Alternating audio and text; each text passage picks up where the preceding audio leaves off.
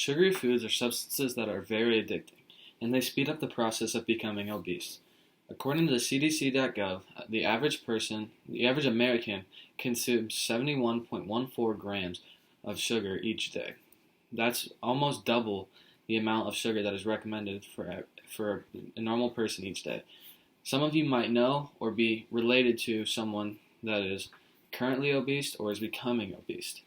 Although other foods can contribute to obesity, unhealthy foods are the leading cause, according to Donald Marone, who is a director of economic policy initiatives at the Urban Institute.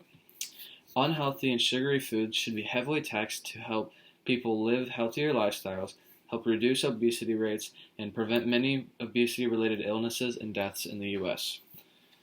When I mention the words junk food, I mean it in the manner of foods that have a lot of added sugars, fats, and artificial sweeteners. According to the World Health Organization, 12% of people were considered obese in 1990. That rate has risen nearly 20%, and it has climbed all the way up to 31.3%. And the tax on unhealthy and sugary foods will help people live healthier lifestyles during their lifetime. According to Helio.org, the tax would most likely have an effect on younger children as they have not developed very many habits yet or preferences, as well as low-income families, because the unhealthy and processed foods of fast food and junk food are generally cheaper for them to buy. With this new tax, you might be able to actually eat the right foods without being distracted by the other ones, given that they are close or close to, or that they are the same price. You might have the results of like a fit body like you've always wanted. This tax will help encourage people to look for healthier options, as well as not taking the easy way out of just eating something that's cheap and not good for your body. And taxing unhealthy foods will help decrease the obesity rates by reducing consumption. And according to Emma Smith, about 37% of Americans eat an unhealthy amount of junk food for every day that passes. That number is one of the big reasons why so many Americans are obese today. Sadly, this tax would apply to people that are not currently obese, and so someone that is not obese, they'll still have to pay the same price that all the obese people are paying, just so that it's just to help everyone around us. But it also could help them too, so that they would choose to pick the healthier option rather than the unhealthy option, as they are the same price, or maybe the unhealthier price is even cheaper. The increased prices will put a burden on the people that either have the habits or are already obese, and they'll likely don't want to spend the extra money, and it'll help them, it'll give them a little budge to maybe buy the healthier foods that's a little bit cheaper rather than the junk food, which is normally easier to get. And this tax would lower the rate of obesity-related illnesses as well. And according to Jan Garrison, unhealthy eating habits and obesity can cause illness such as heart disease, diabetes, stroke, osteoporosis, and there are many more that aren't as dangerous as those ones. You or someone that you know may also potentially be in line to have one of those diseases, or may already have one of them. And some of those are very life-threatening, and I don't think anybody really wants their relative to die, or someone they're dear to die because of one of those, just because of an illness that came with the added weight that they have.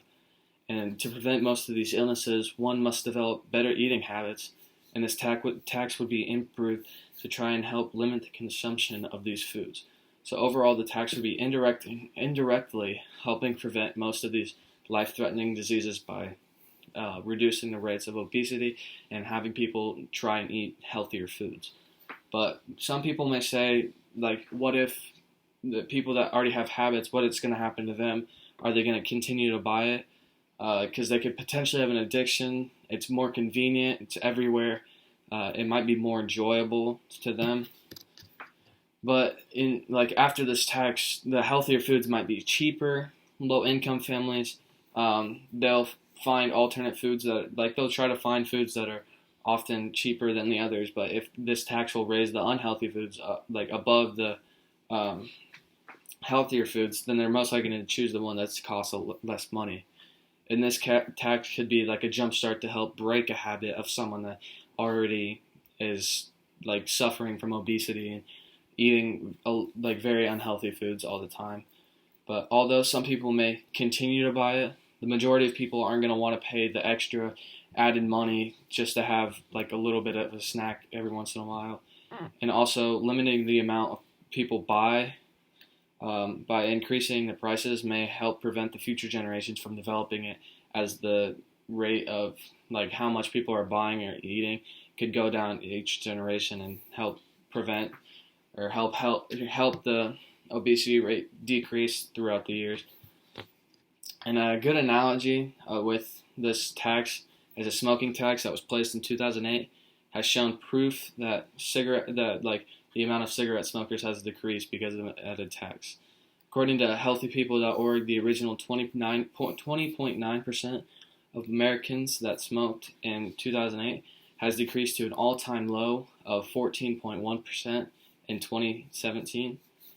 And so that rate could also apply to obesity, which I think it would decrease even more due to the fact of how many people there are. And I mean, sugar is very addicting, but I don't think it's addicting as smoking is. And so if 6% of Americans are able to stop smoking, or 6% of the Americans that were smoking are able to stop, I think a lot of people are going to be able to stop eating all these unhealthy foods and help like prevent obesity. So you now know that how this tax would help decrease the obesity rate, help people live healthier lifestyles, and lower the obesity-related illnesses. This tax could potentially help put some people in this world on the right track of living a healthier lifestyle.